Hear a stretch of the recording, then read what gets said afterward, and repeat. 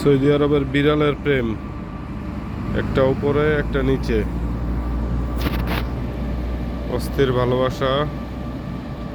ওনারা দুজন এখন দেখা করতে যাচ্ছে, বিন্দু পরিমাণ ভয় নাই, দূর থেকে আস্তে আস্তে কাছে যাচ্ছে। দেখা যাক কি হয়। মক্কায় একটি মসজিদের পাশে বসে আছিলাম ঈশার নামাজ পড়ার আশায়। সময় এখনো হয় নাই, আজান দেয় নাই। এর মধ্যে এই সিনটা দেখলাম ওনারা দুইজন ডেটিংয়ে ব্যস্ত। দেখা যাক ওনারা ডেটিংই করে না টেটিং করে। ওইখানে আর একটা পুলিশ খালি গাড়ি সিগন্যাল দেয়, প্রাইভেট ঢুকতে দেয়, মাইক্রোবাস ঢুকতে দেয় না মক্কায়। হ্যারামের ভিতরে মাইক্রো ঢোকা নিষেধ।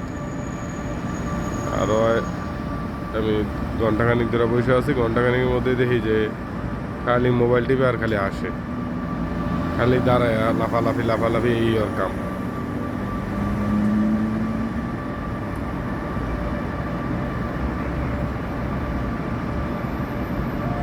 বিড়াল দুটো দেখা সাক্ষাৎ হচ্ছে, দেখা যাক কি হয়।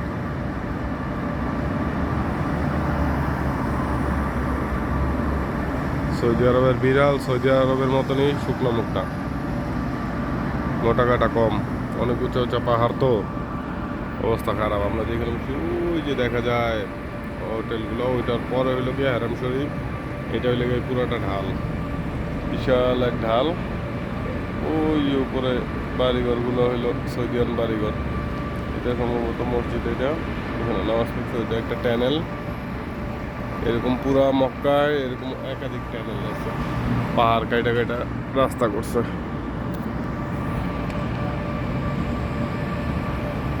ওনাদের বনিবনা হচ্ছে না, এই কারণে ভদ্রলোক চলে যাইতেছে।